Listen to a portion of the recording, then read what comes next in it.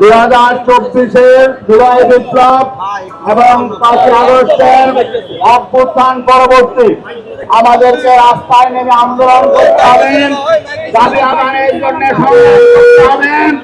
এটা আমরা ভাবি নাই, কিন্তু এই অন্তর্বর্তীকালীন সরকার আমাদেরকে দাবি আদায়ে আন্দোলনের রাজপথে নামতে বাধ্য করেছে। তাদের 3টা অঙ্গীকার ছিল, আমরা শুধু বলতে চাই আপনারা আপনাদের অঙ্গীকার পালন করুন। 1 নাম্বার, তারা রাষ্ট্র সংস্কার করবে।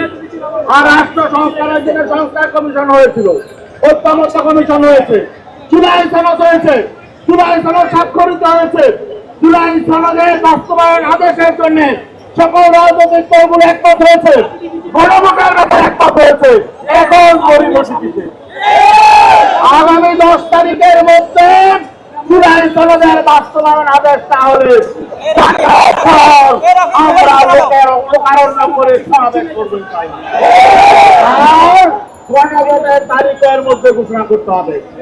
নির্বাচনের সাথে গণভোট হবে না, একসাথে তফসিল হবে না, গণভোটের তফসিল আগে হবে। আর আমরা বলেছিলাম নভেম্বরের মধ্যে গণভোট দিতে, আপনারা গড়িমসি করে সময় জ্ঞাপন করেছেন। এখন যদি নভেম্বরে দিতে না পারেন, যদি দিতেন নির্বাচন আগে দিতে হবে।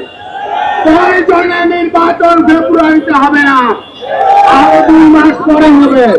কিন্তু গণভোট ছাড়া বাংলাদেশে নির্বাচন হবে না, গণভোট আগে হবে। রাষ্ট্র সংস্কার নিশ্চিত হবে, তারপরে নির্বাচন।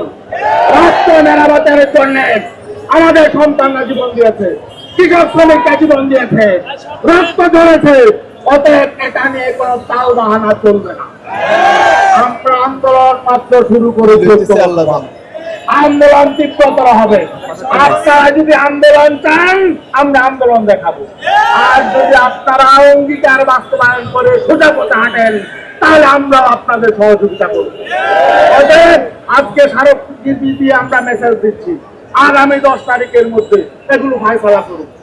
যারা বলে জুলাই সনদ লাগবে না, জুলাই সনদের প্রয়োজন নেই, সংস্কার লাগবে না, তাদের সাথে বসে আমাদের সমঝোতা করতে বলেন। এগুলো তামাশা, তারা সমঝোতা করবে না। যারা সংস্কার চায় না, যারা অতীত কর্তৃত্ববাদী আবার ফিরিয়ে আনতে চায়, যারা রাষ্ট্রটাকে বিশ্বের বুকে 1 নম্বর দুর্নীতিগ্রস্ত করতে চায়, তাদের সাথে আমাদেরকে বসে সমঝোতার কথা বলবেন না। প্লিজ আপনারা সোজা পথে হাঁটুন। আর নয়তো যেই জনতা এত ফেসিবাদী মহাশক্তিকে হটিয়েছে, তারা কিন্তু নতুন সিদ্ধান্ত নেবে।